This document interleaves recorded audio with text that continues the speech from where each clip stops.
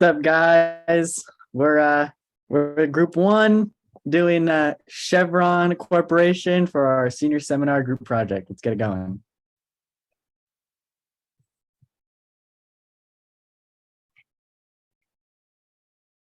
My name is Daniel Albiar. I'm a senior in business administration, concentration in finance. My affiliations are ASI, the Business Experience Association, and the National Society of Leadership and Success.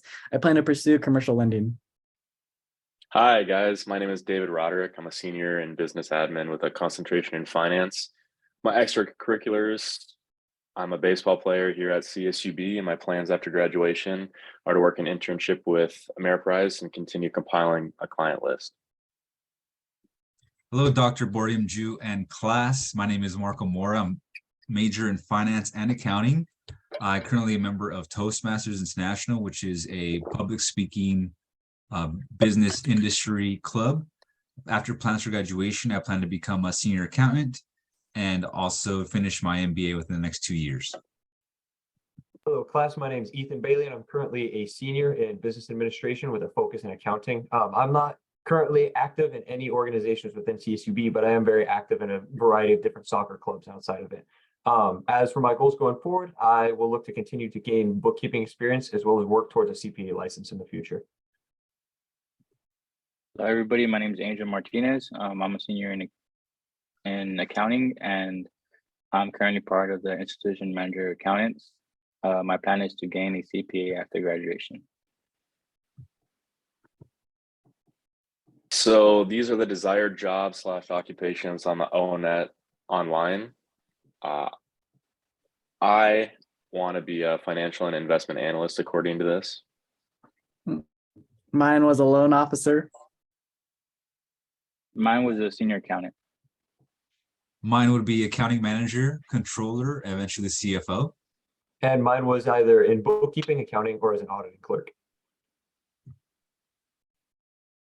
The next portion of our presentation from ONET, we did a summary report of the knowledge, skills, and abilities, work activities, and work content we learned. So I put down that the most important portion was to develop and maintain relationships with banking, insurance, and external accounting personnel to facilitate financial activities. And mine was primarily technology-based, so especially with accounting and financial analysis software, with, of course, mathematical skills involved as needed in the accounting profession. Mine mostly consists of financial literacy and to generate financial reports, as long as being able to communicate orally and written. My summary report was to establish a relationship with our applicants and examine credit histories as well as analyze character. Mine was prepare detailed reports on audit findings, collect and analyze data, and detected by controls, and do non-compliance with laws and regulations and management policies.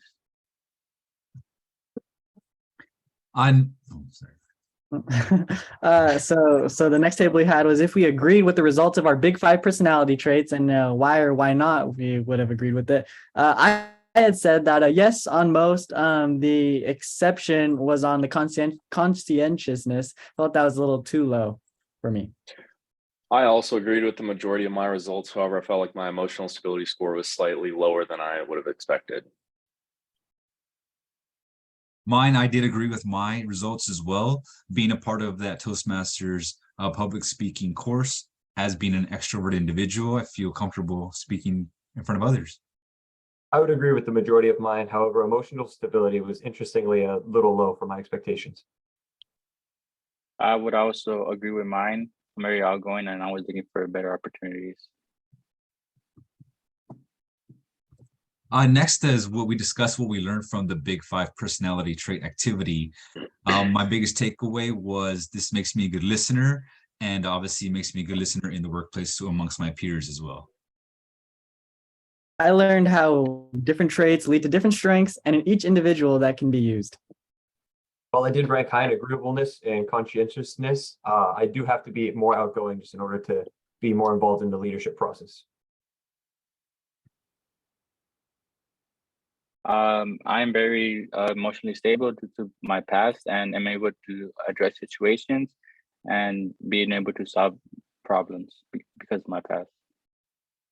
Yeah, it caused for me to do a lot of self-reflection because obviously my emotional stability was not where I wanted it to be. So it definitely caused me to do some thinking after this project. Next, we look at the summary report for the RASIC personality types and the occupation and that we chose based off of those results. So mine came back that because I'm studying finance and accounting, that I do strive to be a controller and eventually a VP or CFO. And it did match my personality types because it matched with treasurers and controllers is what I scored. And this one similarly, as did the test before, specifically for bookkeeping, accounting, and auditing clerks, which is my current job, as well as what I am aiming to do after graduation. The best matches for me were business continuity planners and business intelligence analysts. I felt this was a good fit for me because I am very entrepreneurial and I do plan to start a business in the future. It was also the best fit for me because I'm also doing accounting and clerical work. I'm currently a bookkeeper, so it would fit perfect with me and my career goals. I also believe my career goals are based around accounting, so it does have a good fit for me. So the best matches for me were tutors and patient representatives. I was really surprised by this because it has nothing to do with my major and I'm not extremely outgoing like these jobs may need me to be. So I did not think they're a great fit for me.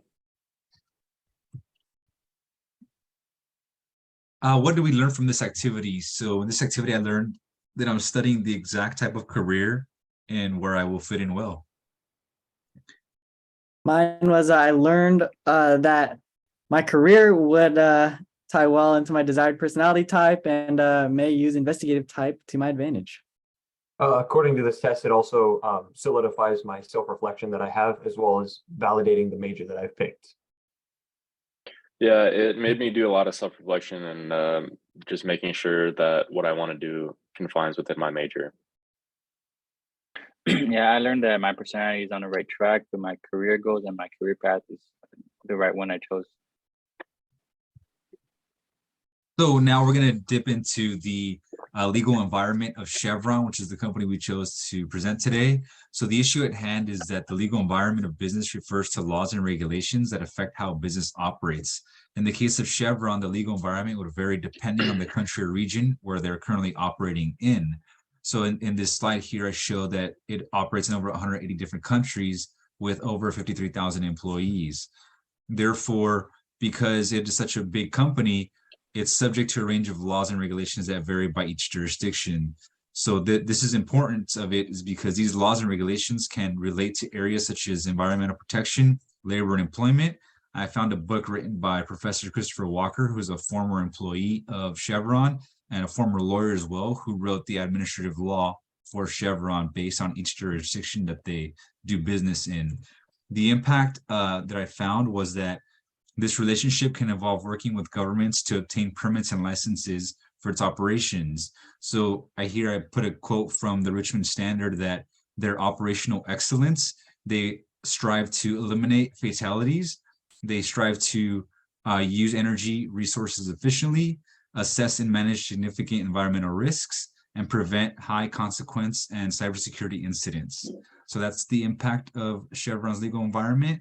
And the recommendation was that we see here overall the legal environment of business and the broader context of business, government, and society are important considerations for Chevron as it seeks to operate in a responsible and sustainable manner. So this year, Chevron partnered up with another oil company in Japan to overall sign a doctrine or legal document that are going to reduce emissions, carbon emissions in the world. So that's our recommendation, which they in fact did. So hi guys, I will be discussing the human resources and diversity side of things for Chevron. So for the most part, this company did a lot of great things and for their diversity and inclusion. They're at the top of the list in a lot of these different categories. However, there were some slight blemishes in their reputation. So the main issue was that there was an employment discrimination lawsuit in 2022 for not paying certain individuals overtime. This is important because it was a small blemish on their overall reputation. And this seemed like a one-time thing because it's just not a frequent issue for them just because they do such a great job in their HR department. So it was one of their major issues. And the impact was Chevron and subsidiaries had to pay $1.5 million in back wages, and they were in direct violation of the Fair Labor Standards Act. And my recommendation was that they pay their back wages and let this be a one-time thing and not let it ruin their reputation. And going over the marketing side of Chevron, one of a couple issues that they've had recently is concerning more false advertising. Specifically, of course, they market themselves as a company making strides towards improvements in climate change, as well as more specifically the freeze that happened in Texas. They did not uphold their contract with them there. So the importance, of course, due to an evidence of just a lack of follow through and promises made, Chevron risks losing current and future customers if their marketing campaign continues providing false promises to consumers.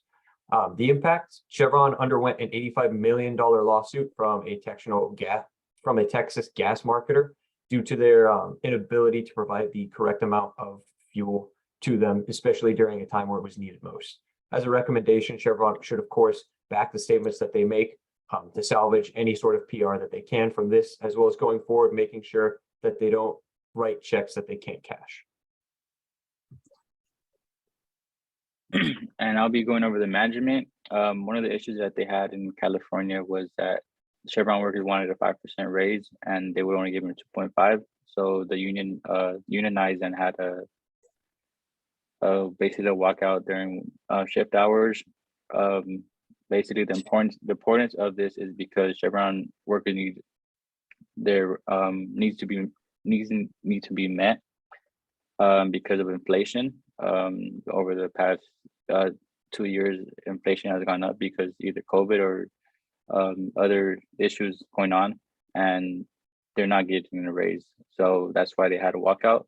Over half the facility walked out on March 2022. Californians were already concerned that the gas prices are going to go up.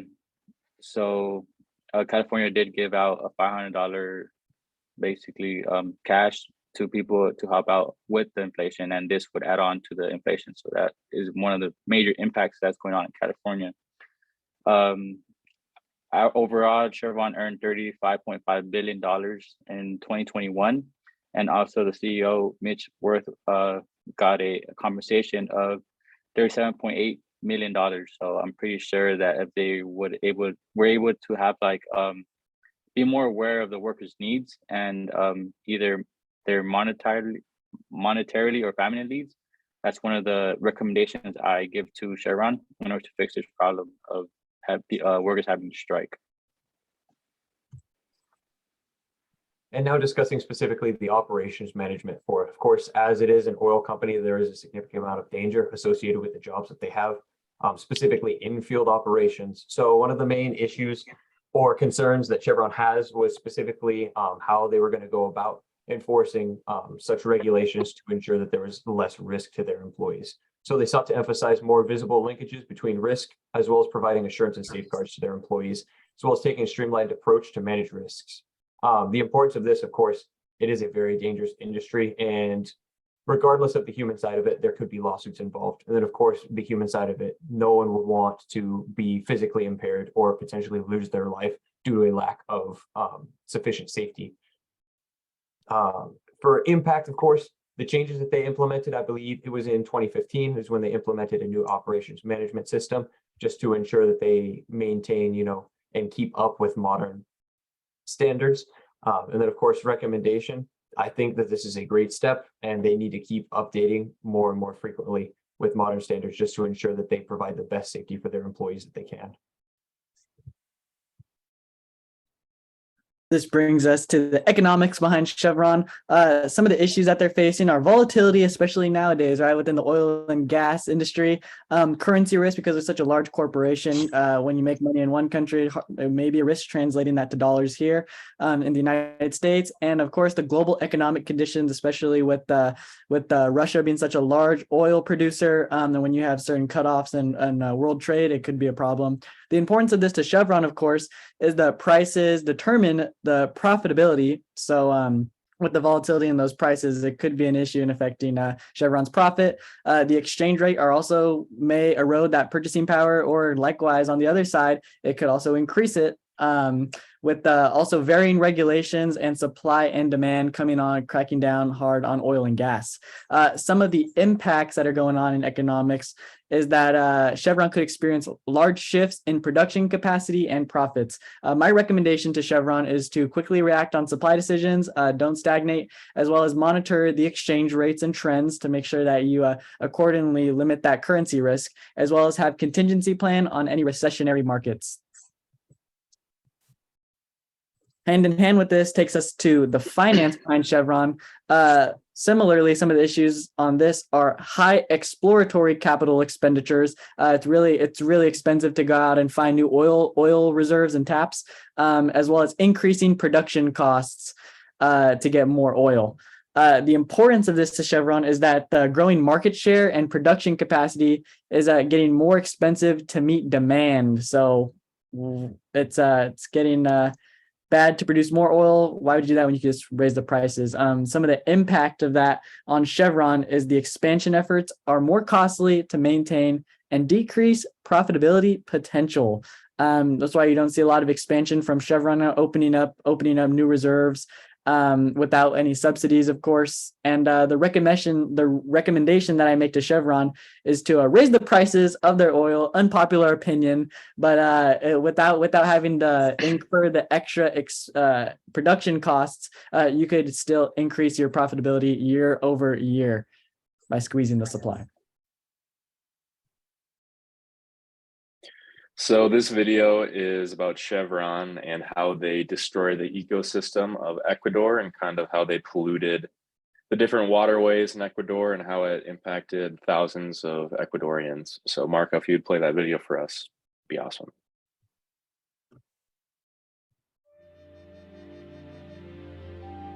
In the 1960s, the American oil company Chevron, operating under the Texaco brand, entered into a contract with Ecuador's government to extract oil from the basin of the Amazon rainforest.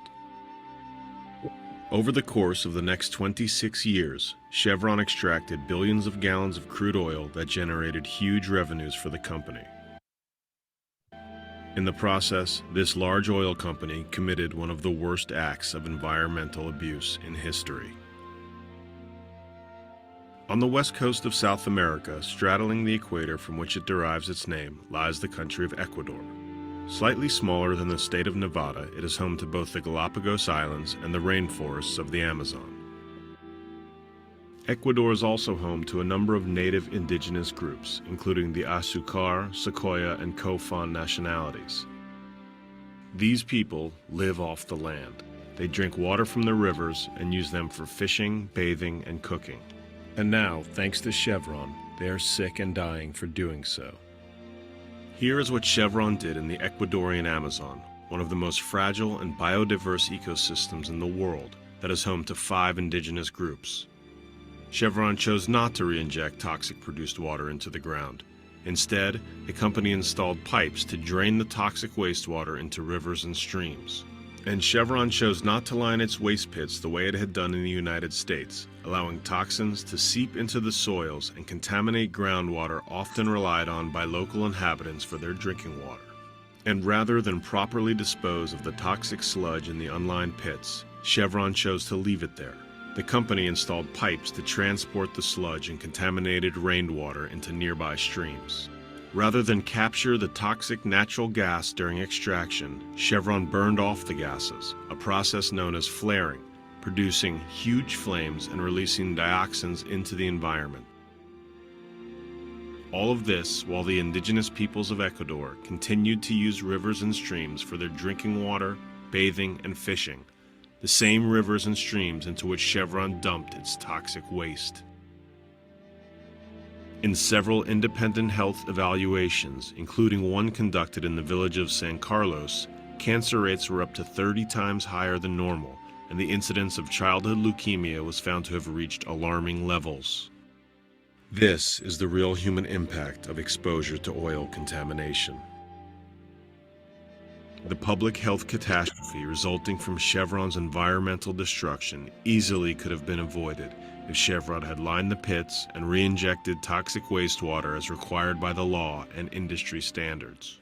Why then did Chevron choose to use substandard operational practices in the delicate rainforest environment of Ecuador?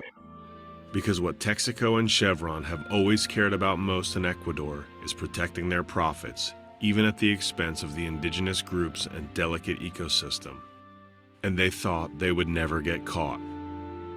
In 1993, inhabitants of dozens of communities collectively known as Los Afectados, or the Affected Ones, filed a lawsuit to force Chevron to take responsibility for its disaster.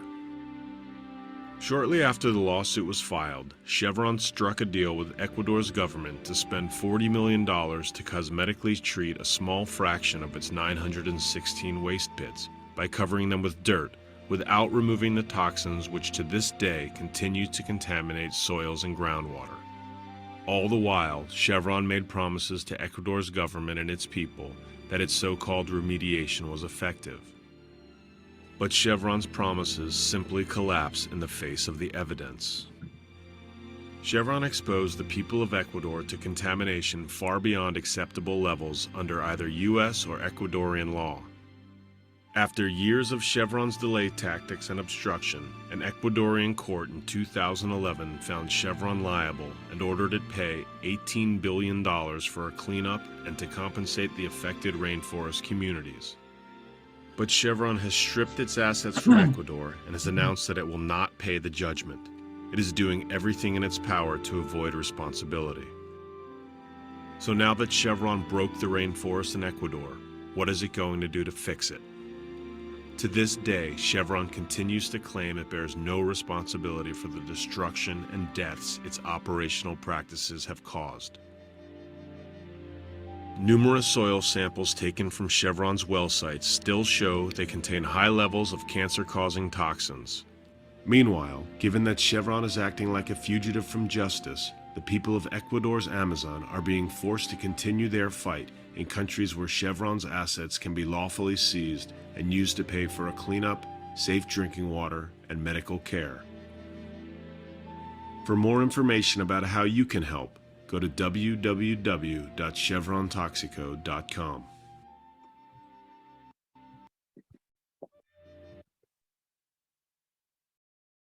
And that concludes our presentation. Here are our references. Would you gentlemen like to add anything else? Nope, you said it all. Yeah, thank you guys. Appreciate Have a your good time. night. Thank you.